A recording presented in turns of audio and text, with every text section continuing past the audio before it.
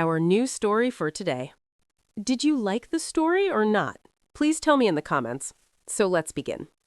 Let's start the story. 20-year-old Arya was very poor and innocent. She replaced her mother in the Singhania family and started working there as a maid. But her entire world shattered when she discovered the truth, that her mother had sold her to the Singhania family. Now, Arya was forced to marry Rudraksh Singhania, a name that terrified everyone. Arya had never even seen Rudraksh before, so how would she accept this unwanted marriage? This could not happen. How could her own mother do this to her? Standing before the old woman, the girl spoke with a trembling voice. Her beautiful brown eyes were filled with tears, and her small, round face had turned red like a ripe tomato. Sitting in front of her, the old woman spoke coldly and sternly. "This is the truth. Your mother sold you to us. We paid her lakhs of rupees. That is why you belong to us now. You will do exactly what I say." Hearing this, the girl fell to her knees crying. With folded hands, she begged them to let her go. She said she would return all the money along with her mother. On hearing this, the old woman laughed and said, "Do you really think she will give the money back? In fact, she is leaving this city today. If you don't believe me, wait and see." The woman took out her phone and made a call. The call was put on speaker. On the other side, a woman answered cheerfully. She said, "How are you, mistress? Why did you call? Is that girl not doing her work properly?" Hearing that voice, the girl froze. She immediately recognized her mother's voice. Her heart broke completely. The old woman said, "I just called to inform you that from today you have nothing to do with this girl." A voice replied, "Oh, I had wanted to get rid of her for a long time anyway. Is she really my child?" Then the call disconnected. The old woman gently wiped the girl's tears and said, "We have no personal hatred for you. We are doing this only because we love our grandson. Don't worry, this drama will last only 1 year. After that, you will be free." Saying this, she left the room. As soon as she left, the girl burst into uncontrollable tears and began cursing her fate. Our heroine, Arya Agrawal, had a fair complexion, big pearl-like brown eyes filled with tears, beautiful eyelashes, rose-petal lips, and shoulder-length black hair. Arya was extremely fair. Even a slight touch would turn her skin red. She looked no less than an angel. But perhaps a demon was written in her destiny. That demon was Rudraksh Singhania. Arya's stepmother belonged to a rich family, but worked as a maid. She hated Arya deeply. Perhaps this was why she sold Arya for money. On the other side, in a huge garden, a private jet landed. As soon as the command was given, everyone present became alert. The jet door opened, and a man stepped out holding a file. He stood aside, waiting for his boss. Then a tall, 29-year-old man stepped out of the jet. This was Rudraksh Singhania, the hero of our story. Or say the villain. He was one of India's most powerful businessmen and a feared mafia lord, known worldwide as RS. The moment he arrived, everyone lowered their heads. Such was his power that no one dared to look him in the eye. If Rudraksh wanted something, he would not rest until he got it. He hated being told no and was always serious about his work. He despised lies and mistakes. Whatever he desired, he claimed at any cost. More than his looks, Rudraksh was known for being dangerous and powerful, and that was his greatest pride. All girls were crazy about his handsome appearance, but he hated women. He did not like any girl coming close to him and would not hesitate to end someone's life if needed. Walking toward the car with his assistant, Rudraksh looked no less than a Greek god in his black and blue one-piece suit. 6 feet tall, fair-skinned, muscular, with black hair flying in the wind, deep black eyes, and thin pink lips that could easily attract anyone. A convoy of cars moved swiftly through the shining streets of Mumbai, all bearing the RS logo. Sitting in the middle car, Rudraksh Singhania was focused on his laptop screen, his long fingers moving skillfully over the keyboard. The seriousness on his face made him even more captivating. The entire car echoed only with the sound of typing. Suddenly, the phone lying beside him began to ring, but he paid no attention to it. The phone rang again, and then once more. When the phone rang for the third time, he finally sat back. His personal assistant, Vidan, said, "Sir, please take the call. It's probably from home." Rudraksh paused, then reached for his phone. He stared at the screen for a few seconds before answering and placing it to his ear. After a moment, a voice came from the other side. "Rudra, grandmother's health has suddenly worsened. Even in her unconscious state, she is calling your name.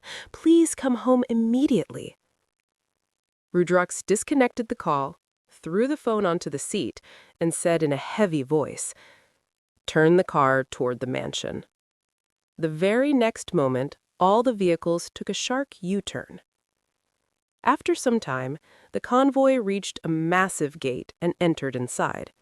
As soon as one crossed the gate, a grand fountain appeared at a distance, and beyond it stood a huge mansion that looked nothing less than a palace. A vast garden surrounded it, filled with countless varieties of flowers. Overall, Singhania Mansion looked like heaven itself. All the cars stopped together. From the middle car, Rudraksh stepped out like a king, unbuttoning his coat as he walked swiftly inside. Panic was clearly visible on his handsome face.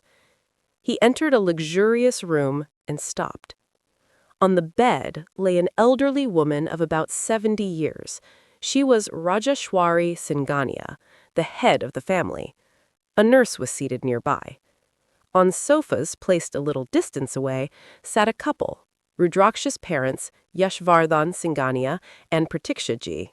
Beside them sat Rudraksh's only beloved sister, Trisha. To the world, Rudraksh was heartless, but he loved his family deeply, though he never showed it. Everyone in the family feared him. He knelt beside his grandmother. The nurse stood aside. Holding his grandmother's hand, Rudraksh spoke softly. "Grandmother, are you okay?" Rajeshwari slowly opened her eyes, placed her hand over his, and said weakly, "No, my child, I am not well. It feels like I will soon go to your grandfather." "Grandmother, the doctor will treat you. Nothing will happen," Rudraksh replied. "I don't want treatment. I just want to die peacefully. Before that, fulfill my last wish," she said. Rudraksh replied, "I know what you want, but I'm sorry, that wish can never be fulfilled." Rajeshwari began crying dramatically and said to the nurse, "Is there no injection that can end my life without pain? What's the use of living anyway? My beloved grandson refuses to listen to me." Suddenly, she started vomiting blood. Everyone rushed toward her, but she refused to take the medicines, which made everyone anxious. Trisha pleaded, "Brother, please agree. Look how much Grandma is begging. If anything happens to her, you'll never forgive yourself." Rudraksh rubbed his forehead. "Fine, I agree to whatever you say. I'm ready. Just take your medicines on time." Hearing this, Rajeshwari immediately sat up and clapped her hands. "That's my grandson." Then she said, "Your wedding will take place tomorrow." Rudraksh stared at her in shock. Rajeshwari closed her eyes and lay down again. Rudraksh looked at everyone silently and then walked out of the room. The next day, Singhania Mansion was filled with chaos and excitement. The entire mansion was decorated with flowers and lights. A stage stood in the center of the hall, and a mandap had been prepared. Family members moved around, busy with preparations. Then Rajeshwari said, Trisha, go and send that girl to me." Trisha went into a small room where a girl sat sadly. She said, "Arya, there's no use crying now. Whatever is happening cannot be stopped. Come on, Grandma is calling you." A frightened Arya entered Rajeshwari Ji's room and touched her feet. Rajeshwari handed her the wedding outfit and said, "Go, get ready, and remember, you are just our slave." Arya nodded silently. "Good. Now go and prepare," Rajeshwari Ji said. A tear fell from Arya's eyes onto the lehenga. She went back to her room and started getting ready. There were no emotions left on her face. Today, she was going to be married to the owner of this house, to Rudraksh Singhania, a man she had never seen. But whatever she had heard about him was enough to terrify her. After some time, she stood ready in her bridal attire. The red lehenga glowed against her fair skin. Her delicate hands were filled with red bangles, and a heavy necklace rested on her neck, almost touching her lips. A small bindi adorned her forehead, and her lips were colored with lipstick. With light makeup, Arya looked extremely beautiful. Only one thing was missing. No one knew where her smile had disappeared. Just then, Trisha arrived and smiled, saying, "You look so lovely, just like my future sister-in-law, but I don't know whether my brother will like you or not." She took Arya toward the mandap, where only family members were present. Rudraksh was nowhere to be seen. The pandit, after looking at the grandmother, asked for the groom to be called. Grandma called out for Rudra. A deep voice responded from the other side, "I'm coming." After some time, Rudraksh arrived there in formal attire.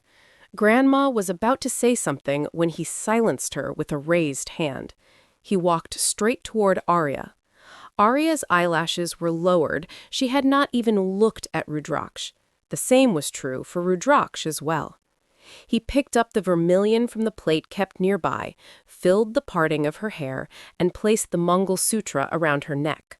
While doing so, he said, "The marriage is done. Panditji, please take your dakshina." Saying this much, he walked away to his room. Everyone stood there in shock, but Arya was the most stunned. Her body trembled when she heard Rudraksh's voice. Grandma said, "This is exactly what we expected from our grandson. Trisha, take your sister-in-law to the room." Hearing this, Arya felt goosebumps. Just the thought of the first night scared her deeply. Trisha took her to Rudraksh's room, stopped there, and said apologetically, "Bobby, I can't help you. You'll have to go inside. From today, this room is yours." Arya said fearfully, "Trisha, I'm scared." Trisha replied, "Of course you're scared. After all, you're married to the devil of Singhania, Rudraksh Singhania. You already know about him. I don't want to scare you, but I must say, don't make any mistakes in front of him and stay as silent as possible. He never forgives mistakes and gives very harsh punishments." Hearing this, Arya became even more frightened. Trisha freed her hand and said, "I'm sleepy. I'm going to sleep. Enjoy your special night, dear sister-in-law, and if possible, make me an aunt soon." Laughing, she left. Arya felt anger rising, but had no courage to go inside Rudraksh's room. Just then, Rajeshwari Singhania came there and said angrily, "Why are you still standing here? Go." Arya got scared and said softly, "I was just going, Rajeshwari Ji." "Then go now. Why are you standing and staring at me? And remember, whatever happens, you cannot produce an heir for this house," Rajeshwari said sternly and walked away. Arya's eyes filled with tears, and she nodded silently. Gathering courage, she held the door handle and opened the door. The entire room was dark, filled with cigarette smoke. Holding her lenga tightly, she stepped inside. The door shut behind her with a loud thud, making her turn around in fear. A man was standing there, the man who had become her husband a short while ago. The light was very dim, and Arya could barely see him, but when she felt his sharp gaze on her, her entire body shivered. Rudraksh stood there with a glass of drink in his hand, staring at her from head to toe. His white shirt sleeves were rolled up to his elbows. He threw the glass onto the floor and moved closer. No one could understand what was going on in his mind. Seeing him approach, Arya shrank back in fear, her heart pounding. The room light was off, but the light from the balcony fell on her face, making her fair skin glow. Rudraksh looked at her intently and stepped very close, scanning her face and figure. "You trapped my grandmother with your tricks," he said in a heavy voice, "but I must admit it was Grandma's choice." Arya was shocked by his voice. Her throat went dry, and she tried to speak, trembling. Suddenly, Rudraksh grabbed her hair and pulled her face back, forcing a scream out of her. He spoke dangerously close to her lips. "Don't you dare speak when I'm talking, otherwise I'll cut off your tongue." Arya burst into tears. Rudraksh pushed her forcefully, causing her to fall onto the bed. He turned on the room light. The entire room was black-themed, just like his dark world. On the large bed in the center, Arya lay in her red bridal attire, looking breathtakingly beautiful. For a moment, even Rudraksh was stunned. His gaze moved over Arya, his throat suddenly feeling dry. For the first time, he felt an unfamiliar stir within himself, which shocked him. He turned away and hit the wall in anger, thinking, "What am I doing? I can't be attracted to any woman. But she is my wife. What's wrong with going close? I am married. I must fulfill my duty as a husband." A slight smile appeared on his lips at the thought. He turned back toward her. Seeing his reaction, Arya became even more terrified. Rudraksh moved toward her and leaned over her on the bed, his eyes fixed on her face. Arya gasped softly, which only seemed to excite him further. His intentions were cruel. He wanted to hurt her, to punish her. He buried his face in her loose hair. Strangely, he began to inhale her fragrance, causing Arya's breath to hitch. Rudraksh whispered, "I like your scent," his lips brushing against her neck. Goosebumps spread across her skin, and her breathing faltered. She tried to push him away, but Rudraksh said there was no point. "Sweetheart, there's no escape now. You can never leave my hold. You'll stay like this until my desire for you is satisfied." Will Arya be able to save herself from Rudraksh's captivity, or will she be completely broken by it? "Arya, what are you doing? Leave me!" she cried. "I'm only fulfilling my duty as your husband, and now you must fulfill your duty as a wife. After all, you want this too, don't you? Don't hide your intentions. You also want to be close to me. Every girl dreams of sharing my bed, and you succeeded. You should be happy." "No, please don't do this, Rudraksh," Arya pleaded. Biting her earlobe and grinding his teeth, he hissed, "Just shut up." Hearing the anger in his voice, Arya fell silent and looked at his face. Seeing her trembling lips, Rudraksh's throat went dry. Watching her cry gave him a strange sense of pleasure. Wiping her tears with his finger, he said, "I am the reason for the tears in your eyes. I will always make you cry, and only I have the right to make you smile."